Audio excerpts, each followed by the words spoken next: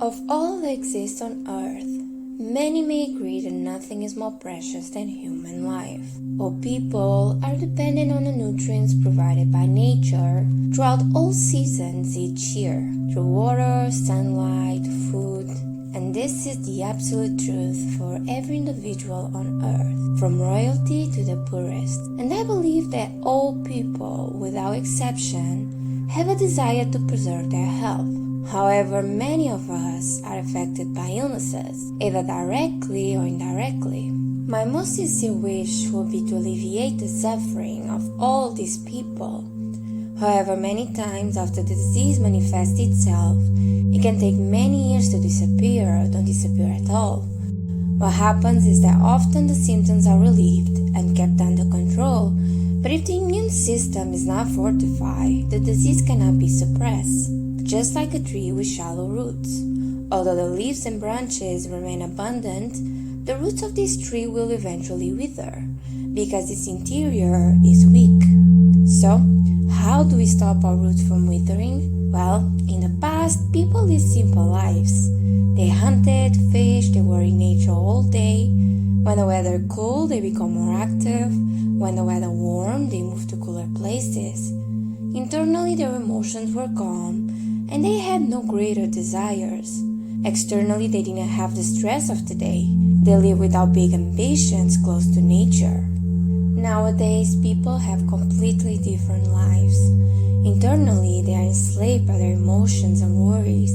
Outwardly, they work very hard for long periods without the proper rest. According to Western medicine, when we have a lot of stress, our sympathetic nervous system is activated, and our cortisol and adrenaline levels skyrocket to bring blood flow to the big muscles and energy to where we need it the most in times of crisis. The opposite is the parasympathetic nervous system, which can be thought of as the rest and digest mode, in which the body is free to heal itself, digest food, and perform detoxifications and excretions. A body that is kept under permanent stress is like a country at war, and all the money, troops and resources are sent to the front lines.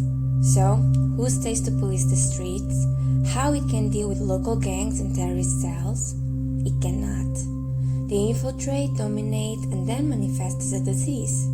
When we call the troops back, the damage is already done, and we are forced to spend much more energy to repair it. Western medicine explains the emotional stimuli induce changes in the autonomic nervous system, which will affect all organs in our body. By contrast, in Chinese medicine, there is a two-way interaction between the mind and the organs. Emotional stimuli affecting the mind may cause a disharmony of the organs and vice versa. A disharmony of the organs may cause an emotional imbalance. In other words, Chinese medicine sees the body and the mind as two poles of the same substance. The James Large theory states that in the human beings, the autonomic nervous system creates physiological events such as muscular tension, a rise in heart rate, perspiration, and dryness of the mouth as a response to experiencing the world. Emotions are feelings that come about as a result of the physiological changes, rather than being their cause. Either way, we cannot run from the fact that the mind and the body are integrated. Now you know that you have more power over your emotions than you may believe before. You can always balance your stress levels and keep your emotions stable if you keep your body strong and performing well.